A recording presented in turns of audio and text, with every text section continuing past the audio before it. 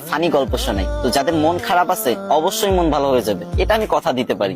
যদি হাতে কয়েক সেকেন্ড সময় থাকে তাহলে আমার গল্পটা শুনে যেতে পারো। তো ছেলেটার নাম চুঙ্কু, তার সমস্যা একটাই, সে ইংরেজিতে কথা কইবারই পারে না। কিন্তু ম্যাডাম তো রেগে মেগে পুরো আগুন। চুঙ্কু, তুমি যদি কালকে ইংরেজিতে কথা বলা না শিখতে পারো, না শিখে আসো, তাহলে কিন্তু তোমার খবর আছে। তো চুঙ্কু তো ম্যাডামের এই কথা শুনে ভয়ে ভয়ে বাড়িতে গেল।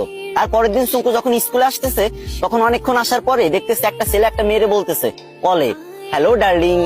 তখন চুঙ্কু বলল, এই তো পাইছি রে, এটাই তো ইংরেজি। আরে আল্লাহ, এত সহজ কথা আর আমি শিখতে পারি না।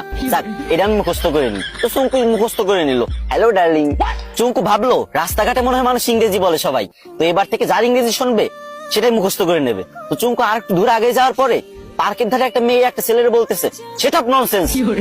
তো চুঙ্কু বলবো, এই তো আর একটা ইংরেজি পাইছি, সেট আপ ননসেন্স। এটা শিখে নিল। চুঙ্কু তো মহা খুশি, ভাবতেছে মনে মনে, কি আমি 2টা ইংরেজি শিখে গেছি, আজকে তো ম্যাডাম আমার কিছু কইতে পারবে না। আর একটু আগে যাওয়ার পরে বাস থেকে লোক নামবে, ঠিক আছে, তো সুপারভাইজার বলতেছে লেডিস ফার্স্ট, লেডিস ফার্স্ট। তো চুঙ্কু ভাবছে যে এই তো শিখে ফেলছি 3 নাম্বার ইংরেজি, 3টে ইংরেজি শিখে ফেলছি, আমি তো পারি না ইংরেজি, 3টে ইংরেজি একসাথে শিখে ফেলছি, ম্যাডাম তো যাই ফাটাই দেবো পুরো। তো চুঙ্কু তো মহা ভাবসাব নিয়ে পুরো নায়ক শাকিব খানের মতো হাঁটতে হাঁটতে স্কুলে চলে গেল।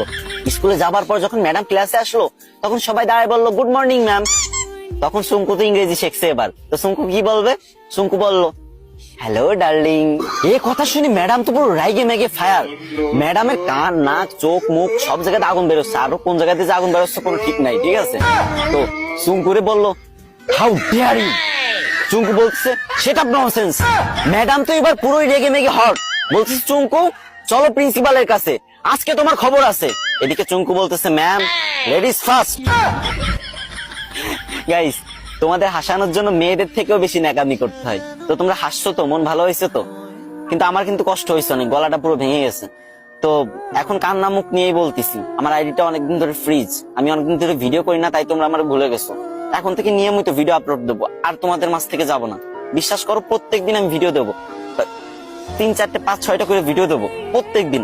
তো প্লিজ তোমাদের কাছে একটা দাবি, ছোট ভাই হিসেবে এই ভিডিওতে একটা শেয়ার করে দিবা ভিডিওটা।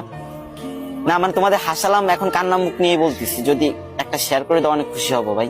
শেয়ার করে একটা কমেন্ট করো যে আমি শেয়ার করেছি, আমি দেখতে চাই যে কারা আমার ভালোবাসে, আমার কমেন্ট করো। বেশি শেয়ার করা লাগবে না, একটা প্লিজ।